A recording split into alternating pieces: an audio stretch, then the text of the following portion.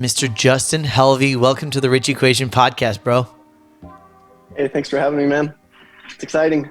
It is really, really exciting. You are one of my favorite. You are one of my favorite human beings, and I am really honored for you to be here, and really excited to have this conversation.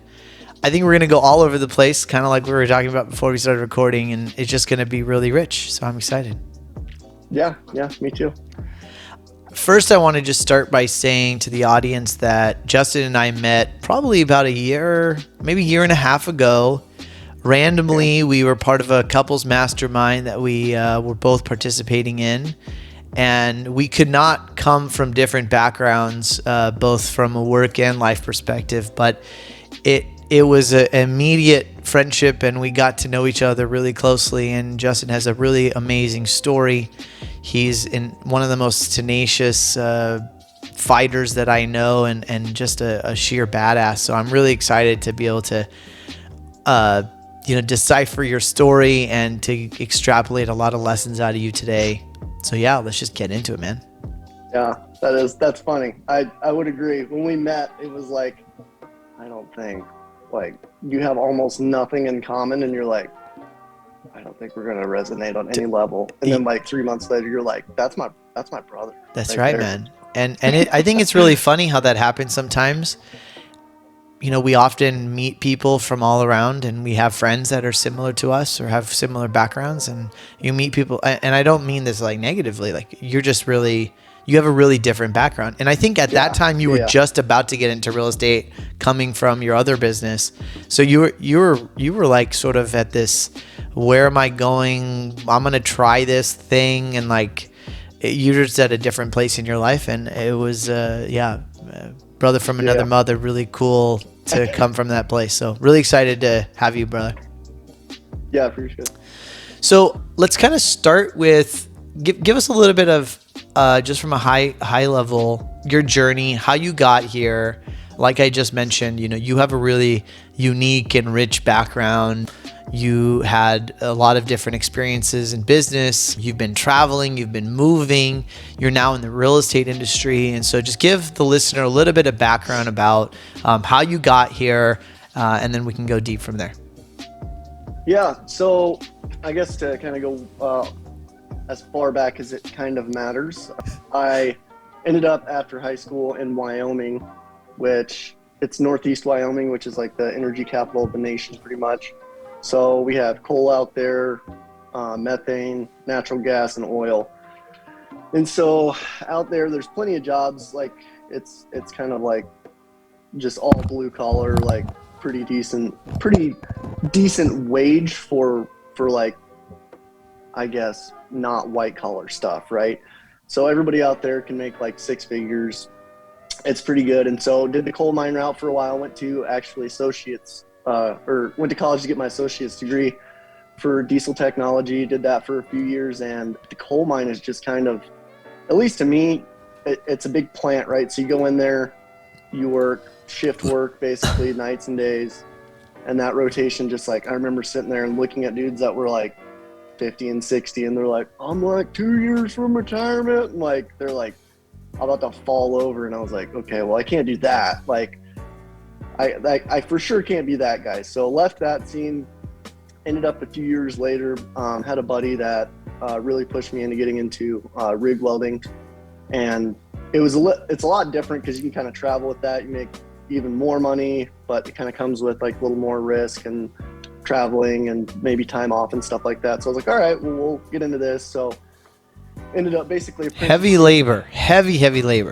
Yeah, it's not. So your first year basically of that is just being like a gopher, or like the bitch, basically, if you will.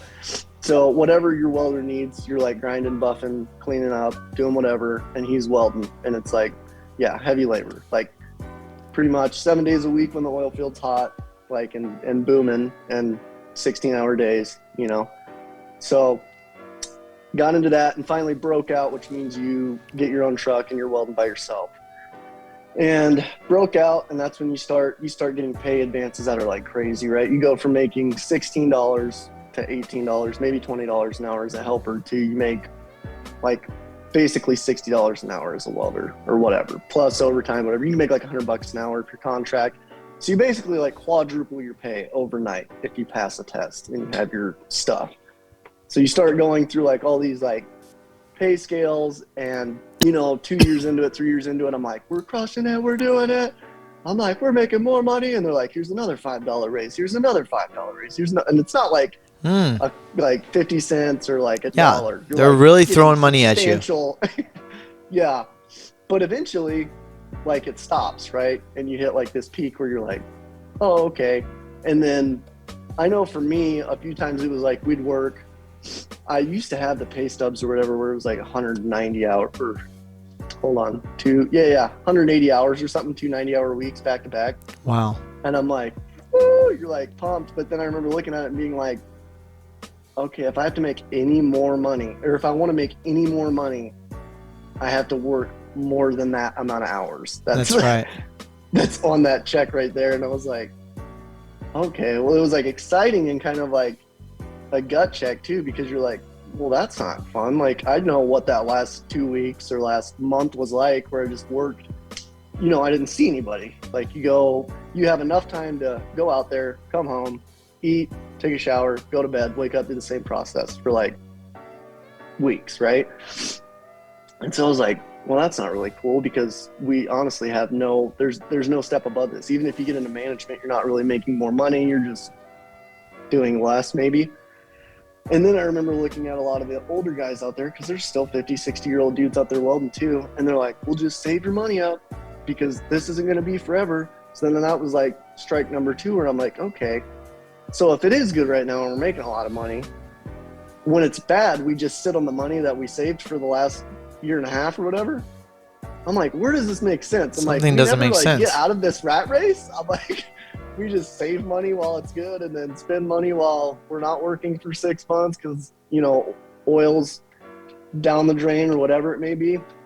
So there was like a lot of conflicting views in my head about like, this isn't good. I'm like, we're going to just stay in this kind of, hamster wheel. And then it was kind of an accumulation of things that happened all at once towards the end, where I had the guy that broke me out was like my best friend, right? We all worked together. We all hung out together, ended up breaking his legs like horribly on a dirt bike accident, and put him out of work, which he had saved up a pile of cash, right? And we're like, sweet. Okay, great. Now he's munching up his like savings basically, right? And it was like, we got to do something. Like, nobody cares. Like, he was out of work and everybody's like, oh, sucks to be you. That's it. Like, yeah, right, later. It's not like a business either where like you might get some like paid time off or whatever. Like, it's like cut and dry. You're not there, you're not getting paid. Nobody's coming to see you. And we're like, we got to do something else, right? And so after that, the summer after that is when COVID hit. So then oil went to like negative $20 a barrel or something crazy. Yep. And they actually made us leave the field that day. And they're like, pack all your stuff up, go home. And so all these things were just like happening like a couple months after each other, right? And I'm like, guys, we got to see the writing on the wall. I'm like, even if it comes back, I'm like, we're going to go through this loop over and over again. And that February, me and Katie had started dating, and she had been selling regular residential homes. And she's like, we should start doing flips, And I'm like, okay, cool. Like, my grandparents had remodeled some homes and whatnot. And I was like, I get it, I guess. But we walked into one house and ran it past one of her kind of investor friends or whatever in the area. And he's like, yeah, you guys should be able to crush it on this. And we're like, okay. And like, I didn't know any better. I'm like, cool, whatever. Like, I'm down, let's do it. So we flipped that one, and we still have that one as a rental right now, but we ended up doing like the BRRRR method, which everybody talks about, where you buy it, you rehab it, and then we cash out refied. So we made like 30 grand on the refinance and kept the property as a rental, and then like kept moving. And I'm like, wait a minute, we just like made money, kept this house, and we're like making money off of like rental income. I'm like, okay, all right. Like, it was like this one thing where it's like, well, that's too good to be true, right? Or that's fake and everything.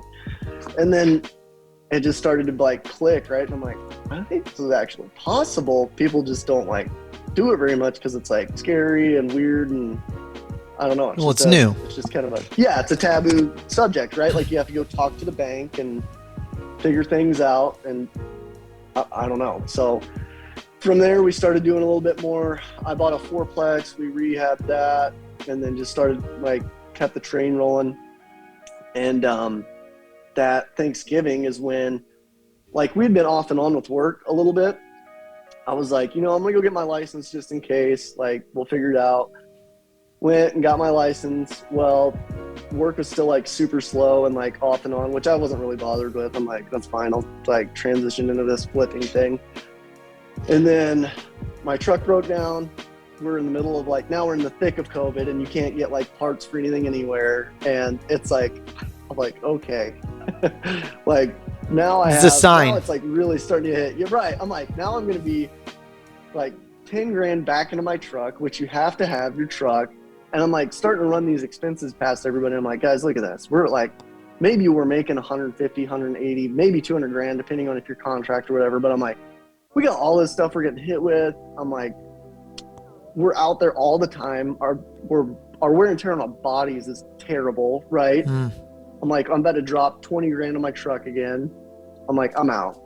And they're like, well, you can't, like, maybe just stay in it a little bit just in case. I'm like, I'm out. We're going to have to figure it out some other way. We're like, we did it before, we can do it again. So ended up selling some weld machines, and basically looked at Katie and was like, let's go full time. Like, let's figure it out. Yeah. I was like, I don't really know what I'm doing, I guess. But so let's slow that down, because there was a lot of good stuff in there. I mean, let's go back, right? Because I think a lot of people, so firstly, they're throwing money at you while you're welding and building that career, and you're taking each step up. They're throwing a lot of money at you because it's really hard work. It's probably scarce to find good talent, and they hook you. And there's a lot of business, right? And there's a lot of businesses out there that do the same thing. Whether you're a lawyer or an accountant or a professional, there's a lot of businesses out there that do that. Golden I think handcuffs, right? They're golden like, handcuffs. Yeah, that's it, man. Yeah. I don't know. I would say that's the biggest thing, is because like coming from any like kind of blue collar, whatever. If you come from like your parents tell you like you make six figures, you're doing good, like 150K is like pretty solid, right? Like sure, especially in your early 20s. Yeah, in your early 20s, and then you're in Wyoming, so like affordability is like pretty, like it's gravy, right? And that's the hard part, is being like, okay, we have to give up this to like maybe start at the bottom somewhere else. That's right. Well, so you leave something that there's a lot of fear, a lot of risk. I think you realize like their writing was on the wall that, okay, this is not going to work for me long term. This is not sustainable. I think it's, beyond just the income and the golden handcuffs. Physically, it's incredibly taxing on your body. But then you make this big leap.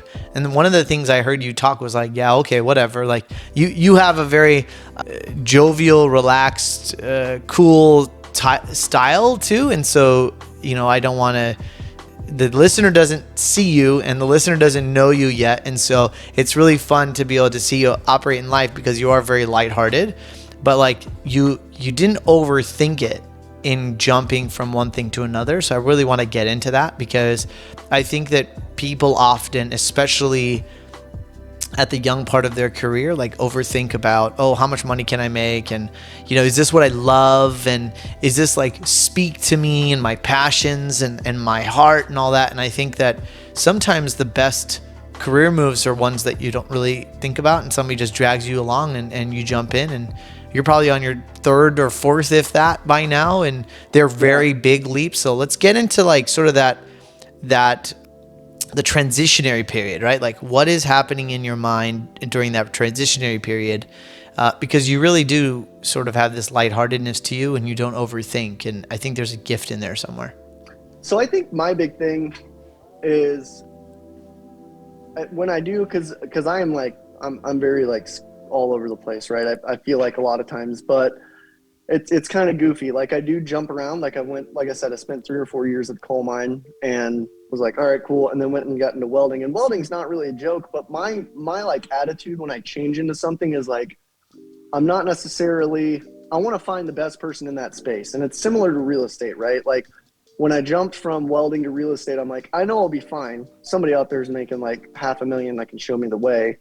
But I was like, the hard part's going to be finding that person that's going to help me like move from where I'm at to where I can go later. Mm-hmm. And I think that's what I've always known that I've been good at is I can usually find somebody that's just excellent in their space. And then I can always like find a way to put myself in their life, interject myself into their life to where I'm like, you know, it's a lot of people talk about that adding value and whatever. Like, I feel like I'm good at just being there and kind of helping out in some way, shape or form, even though I might not have like there's ways to add value when you have no value almost, you know what I mean? And so I feel like I'm good at just being there and being like, okay, what do you need? Like, let me help out with this and that. And like I said, just try to start to be helpful. Yeah. Yeah. And so I think if you can find that right person, that's, you know, when you go to jump into something new, it's like real estate. You don't necessarily know if you want to be in big multifamily or just single family homes or flipping or wholesaling or whatever. But I knew that I was like, I'll find somebody that I really resonate with that's at a super high level, and I'll be able to interject myself into their life. So I'm like, I know real estate is the space, and I honestly don't even think like if it's wholesaling or flipping or whatever, it matters. Like, it just matters who you're with, right? Like. So are you talking about are you talking about finding a mentor? Are you talking about getting in the right rooms? Are you talking about I would say like a mentor / like almost coworker. You want them to be like that mentor that you can, yeah, to a degree, but just a mentor that'll pull you in, right? So not necessarily that you're just going to for advice, but that you're like side by side with, and that you're like, hey man, I got this and that, and then eventually they're like, okay, you've been around me enough and supported me enough to where I'm going to show you this thing, I'm going to show you that thing, and then it starts like falling in line. And one of the things that I really admire about you the most is that you really have a presence about you in rooms that you perhaps are completely new or perhaps are like don't belong in. And I think that is something that you put a lot of attention to, and we'll talk about your special project at the end of the episode here. But you know, you have this curiosity and this innocence to you that allows you to get in front of, you know, really talented or perhaps people that have succeeded in a specific industry. We'll stay focused in real estate for a moment. Even the Couples Mastermind, I mean, you know, that was a stretch for all of us to be in those types of rooms. And you constantly keep putting yourself in rooms that are full of people that are, you know, have achieved more than you. Where does that spark come from? Where does that presence come from? I mean, and, you know, for the listener too, I think there's some level of like insecurity or anxiety that comes from being in those types of rooms and asking questions and putting yourself out there, and fear of looking stupid that can show up. So talk to us a little bit about that. I would say a large part of that comes from, like, my dad has a big pastoral background. So charismatic, he's very good at talking with people, and that's just what you kind of have to be, right? Is you have to be able to interject yourself into, you know, you just got to be good at talking to strangers, right? And there's a lot of things, like I think I picked up from him on how to like get people to like you, right? Like, and it sounds weird. You definitely, I guess, don't want to be like a brown noser to a degree, but there's like easy ways to make people feel comfortable and like just listening to them, right? Like, I'm probably not the best listener, but like Mike, for example, is a great listener, right? Like, you talk with Mike and you're just like, I'm a genius. Mike thinks I'm a genius, right? So I think I picked up on a lot of those things that you can do, like I said, adding value with having no value, right? Like, I can go in there and you can tell me about your project, and one thing I can do is be like really excited and support you through your project, right? And just be like, hey man, that's awesome, this is great, and like really be almost involved, like really interested in your life, right? Act interested in somebody, you know. There's just like a lot of things you can do to read people's body language, or, you know, maybe, you know, like imitation's the biggest form of flattery, right? Like there's like certain things you can do to kind of like push these people. Like everybody, I think a lot of times is like, we're all the same, right? We all want to feel a certain kind of way. I don't know. You just have to pay attention to like subtle cues, and just remember that everybody's the same, and, you know, that everybody wants to hear the same stuff and needs motivation, needs a kick in the butt, you know? Yeah, well, one of the things that like I think about is as you're moving from industry to industry too is, you know, I think confidence often comes from knowledge, right? Yeah. And you've changed so many businesses, and coming into real estate, and for the record, you're like super young too.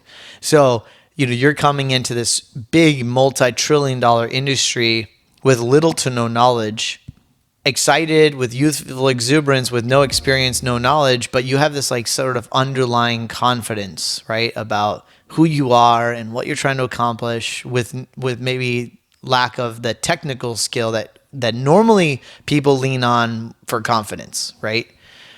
I think a lot of people experience that though. I think a lot of people, you know, maybe feel insecure in themselves, but feel confident because maybe they've had success in their business. So they have this like confidence from their success of their company or their expertise per se.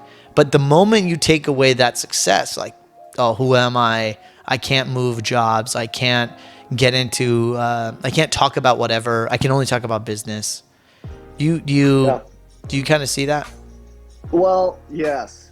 And one of my, like, that's all, like, some of my favorite people are people that are super intelligent, but are not very confident.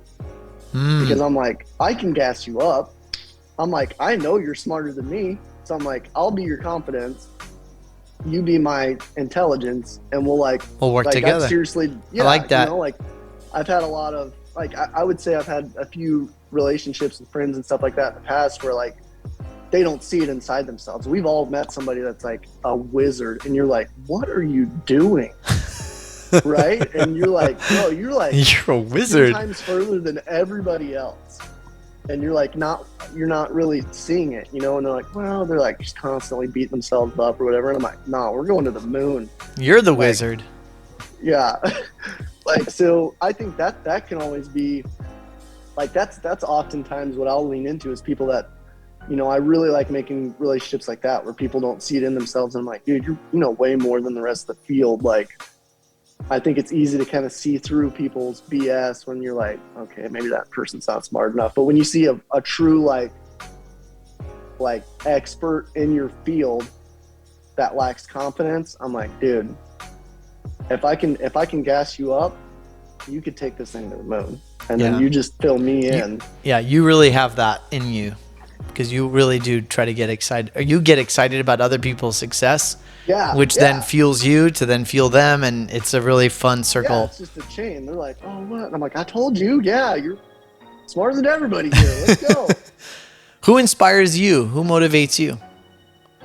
Oh man, I've got a bunch of friends. Those guys that we welded with a lot, they inspire me a lot. Katie inspires me a lot.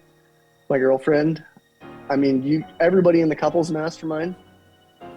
Just smart people, really. I mean, just people that have seriously just poured into themselves and really tried to be experts in their space. I mean, if you're an expert in your space, it doesn't matter if it's dirt bikes or freaking, you know, whatever, photography. I'm like, thank you. That's, you know, what I've found, and maybe you can maybe you could resonate to this, is like, I've found that people that inspire me are seasonal.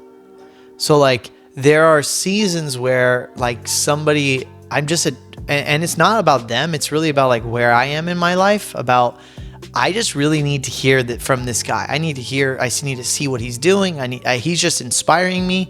And then I'm in a different phase where I'm like, well, now it's that guy. And I just felt like, you know, and then I just keep leaning on that for a while, then it's like somebody else. And not that person becomes uninspiring.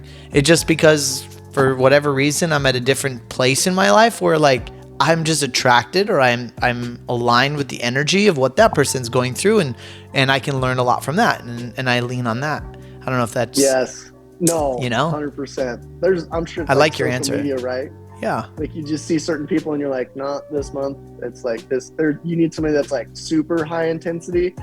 And then the next month you're like, I can't handle that right now. It's a little too much. I can't. Well, like, you're a couple years into your new career. You're making a lot of headway. You've built a really great network in a really short amount of time. You moved cities. You've invested so much money and time in yourself, your relationships, your network, your business. What's next? What's kind of on the horizon for you? What are you trying to go after next? So we are going to continue flipping here in Arizona. Flipping, I say flipping, but it'll probably be flipping and buying and holding, trying to build a little more of a rental portfolio. Mm-hmm. And we will, I think we talked about this a little before the show started, but probably look into some other markets there as well. So I would just really like to get really, I think as that develops, you never know where you're going to end up. Like you might end up building a rental portfolio and then get a big opportunity at like a big apartment complex or something like that, right? So my goal is to just stay in that space really heavily and keep, pouring into myself and trying to learn as much as we can there, from acquiring, flipping, burring, whatever. And then as you kind of hinted towards, we've got a Oh no, don't go there yet. Don't go there. We're going to go there. I promise we're going to go there. We have some passion projects. So. What is Justin afraid of? Man. What keeps you up at night? I'm afraid of wasted potential a lot of times. Because I think we're all naturally lazy.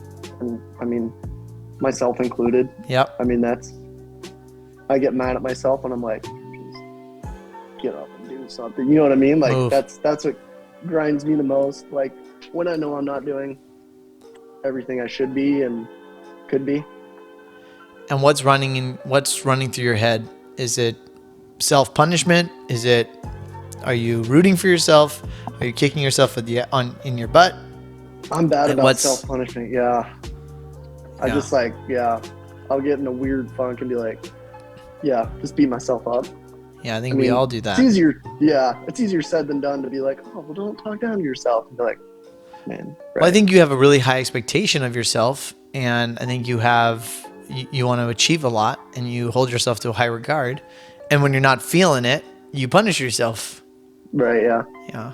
Well, I know we all do that. That's probably what it is. I think it's a little bit different for high-strung people too. I think you get that's been one of the things I've worked on the last couple of years is leveling your emotions instead of having drastic peaks and coming off. You're like, oh, I did the craziest deal ever, and then you crash afterwards, and you're like, oh, I'm not doing anything cool. My life's going downhill. Oh no. So it's you gotta, I think for some people that are a little more wound up tight, getting that emotion to kind of stay a little more consistent, be elevated. But sure. What have you found to help you with that? Routine. Okay, let's get into it, baby. Let's get into the routine.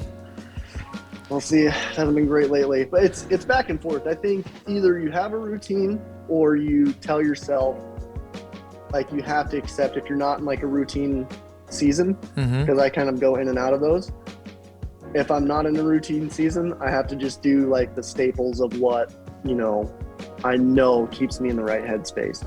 So if I'm not waking up, there was a few, I'll do 6 months on where it's 5 o'clock gym, and then whatever, try to get our head, meditate in the morning, try to get our mind right, and then go to a workspace or whatever, try to get some stuff done, and then whatever, kind of date nights on this night, whatever. And then it always seems to get interrupted occasionally, and then you'll fall off. But when I think I've gotten better at when I'm not in routine, sticking to those staples of I'm eating right, I'm still going to the gym. If it's not at 5, I'm still going. And ice baths, that's it, man. I love it. So just stuff like that. things that I know that are good for me. It's so weird how you'll avoid doing all the things that you know get you in the right headspace when you're in a bad headspace. You'll be like, I'm in such a bad spot. I just need to get my mind right. But you'll avoid doing all the things you know that you need to do. It's a trap. It's so stupid. It's a trap. If I just eat garbage, I'll feel better. I'll just do nothing and eat garbage. Well, I think what people people often forget or don't realize is like, it's work to stay at a high performance. It is a lot of work. You have to put work into performing. The morning routines, the meditation, the exercise, and the eating right. It's not like, oh yeah, you can just lazy around and achieve, which is, why I bring this topic up all the time about, just put it into your routine and just get it done, just like a job, because it leans to everything else. But people don't realize how much work it is to stay up. Yeah. It's so goofy. And to get your butt in an ice bath. Yes. How many times have you stared at that thing and been like, I'm not doing it. I don't know. It never gets easier. Yeah. Never gets easier. Oh, you're like, this thing sucks. I hate it in there. Well, that's what I love about it too. It's like the mental, the overcoming the mental negativity of like not wanting to get your butt in there. Well, I know that's where we do resonate a lot, is because you're a big time runner and ice bath and everything. Yes. And I still, like, a lot of people obviously are like, well, I'm not like really a runner, or not like built for it. And I'm like, I don't think any of us are built for it. It sucks every time I go do it. Yep. But between that and the ice bath, those are like the closest things, because to me, it's the biggest practice of telling yourself who's in charge, right? Yes, I love that. Because you have like a 30-minute window of like, half of you is like, don't wanna, and the other half of you is like, nope, this is our little morning reminder that I'm driving the car today, right? Yeah, I love that. And that's that. And the ice bath is the closest thing, like, probably to it, right? It's like a ultra condensed version of it. So I love that. Telling the body who's in charge. I love that. Yeah. So yes, going back to the theme of being in the right rooms, having fun, building relationships, building connections, you have a special project that you've launched that I'm in love with, and I totally admire, and I want to steal somehow, but it's like such a cool project that you've done. Tell us a little bit about it, and maybe tell people where they can find it. Yeah. So I don't know if we're supposed to drop it here, but I don't know if I'm putting you on the spot or not, but it's all right. So I have started what's called the Hidden Boardroom, and it kind of spawned between me and a friend a while back when we were like just in the kitchen talking about like how sweet it would be to kind of play Monopoly with some of these like high rollers, right? Like Grant Cardone and Robert Kiyosaki and Ken McElroy and all these dudes. And I'm like, yeah, I think that would be like sweet, right? We're getting hyped up, and I'm like, I think you could kind of pull that off. I think you could kind of pull it off. Yeah. And he's like, oh yeah, whatever. And so we kind of dismissed it a little bit. And I'm like, well, what if we set this up, right? You kind of pitch people against each other. So the whole premise is, I guess let me try to clear this up, is we basically play a Monopoly game where 16 plus people are invited, and there's essentially 8 seats around this table. And whoever kind of signs up, pays for a seat first, gets entrance into this room. Nobody knows where it's going to be at. Nobody knows technically who's all going to be there. They just know some people that are invited and kind of some of the premise. So we videotape the whole thing, and we're going to, at some point, our goal is to get it to kind of like a long format podcast, to where it's like a 3-hour podcast of people playing Monopoly. And it's a really good way to get a bunch of business people. I feel like a lot of entrepreneurs, business guys, real estate guys, it's so hard for them to spend time doing something like that, right? But if you can put them all in a room where they're possibly getting something for themselves, right? They're not just going to play Monopoly, but they're going to network. They're going to learn something from somebody else. And they're also letting their guard down at the same time, right? Mm-hmm. Like you're playing Monopoly. You're not going to make a business deal. You're going to play Monopoly. So you get a lot of good conversation because people's guards are let down a little bit, right? Like they're like, okay, this is an enjoyable experience. So you get a lot more genuine conversation, a lot more genuine interaction. It's not some meetup where you're like kind of trying to forcefully weasel your way into Right. some weird talking And it's like event or whatever. exclusive, right? It's exclusive. Yeah, There's some exclusivity portion of like you have to be invited, you have to buy it, you have to yeah, get a ticket before it runs out. I think it's really cool. yeah. So there's some scarcity built into it, Yep. and some other cool avenues, and then there's some prizes at the end that are pretty neat that have to do with the blockchain and whatnot. So I think it's super cool. Like I'm really big into like building communities and like getting the right people in the right rooms together and building this connection. And I just have been following you on it, and it's just so cool what you're put together. I really encourage people to look it up and look into it, and perhaps reach out to Justin. Although it's supposed to be anonymous, I hope I didn't ruin anything there. well, no, it's fine. I mean, there'll still be some. I mean, it's there's still a lot of stuff kind of that's no one will know. Yeah, So no, it's gonna but it's be a tricked. it's a great concept, but it's also really good for people, I think, which is why I'm so attracted to it. Yeah, it's awesome. It's awesome to see new people get together too. You Yeah. know, it's a way for people to kind of meet people they wouldn't have otherwise that are outside their sphere and just have great conversations and like a good time. It's just completely different, right? It's different than Sure. like a dinner or Yeah. some other kind of thing, and it is exclusive, so not everybody's Do you gonna get in. do you play too, right? I was the banker in the last You're one, the banker. so yeah. What I've always wanted to ask you this, because and I said this before, that you really have this like incredible, powerful, lighthearted energy to you. What happens when you get upset? Like, what happens if somebody turns on you or triggers you or gets you upset? Are you like what's the other Justin look like? I don't really hold on to it for too long. In the oil field, it used to be a lot more acceptable to More lose your fiery. mind. Yeah, you could really. I mean, I didn't really hold it in too long, but yeah. So that was probably the hardest change, is going from being able to yell at people and yell back and forth. It's like a mutual people yell, Sure. right? Yeah. It's a bunch of You're on the dudes field. yeah, you're all mad and hot, whatever. Hot and tired and Yeah. But that's been the biggest thing, is like learning how to be a little more emotional management. But I don't get too wound up about much anymore, I guess. I don't know. It's pretty chill. Probably won't see me yell anymore, which is unfortunate. It's kind of fun.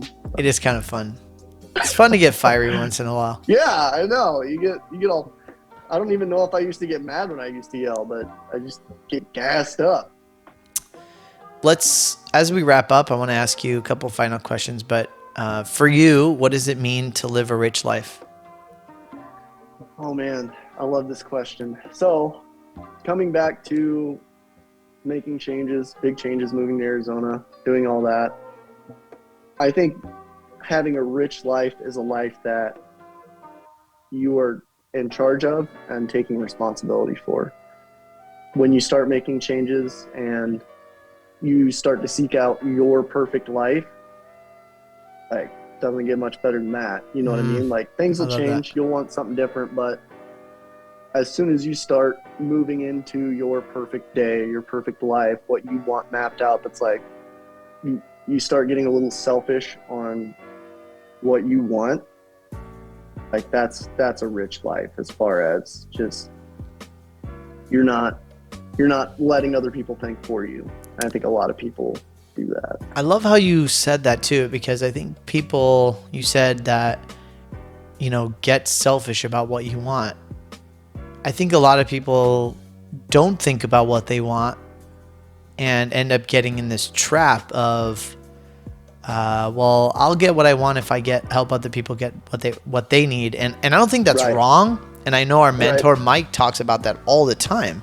But I think like we often, and I know this has happened to me before, in that there are constructs in our life that like we don't necessarily create everything. And so being able to like really think about what is it that we want and what are the things that, I just love that, man. Well, I heard an analogy a while back that's really stuck with me, that kind of fits into that. But how do you know what to get a kid for their birthday? Well, they'll probably tell you, right? Right.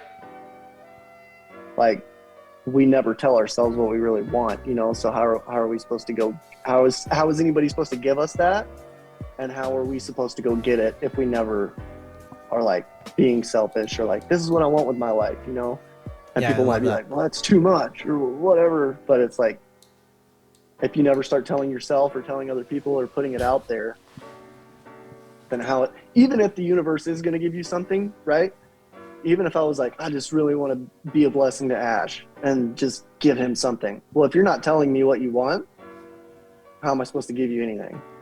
Yeah, I love it, man. Well, if people want to get gassed up, if people want to get connected with you, reach out to you, perhaps even for real estate advice or how to make a big change in their life or big moves in their life, or just have a good joke, how do they reach out to you, my friend? Justin Helvey _ on Instagram or Justin Helvey on Facebook. Either one's fine. You can just shoot me a DM. And we'll put all your social media handles in the show notes. And dude, I just honor you, man. You know, you have we've built such a great relationship, but you're just such a badass, and I'm so proud of you for all the things you're doing, and everyone that you're trying to help in your world, and lead by example and do the hard work. So I just honor you, and I really appreciate you being here and sharing your knowledge. I really want to encourage people to reach out to Justin because he's done some really hard things, and he does it so lightheartedly and makes it look easy. And I know it's not, but you really have done some really amazing things. So blessings on your journey, bro. Appreciate it, man. Thanks for having me again. I also honor you a ton. You're awesome. Thanks so much. Talk soon.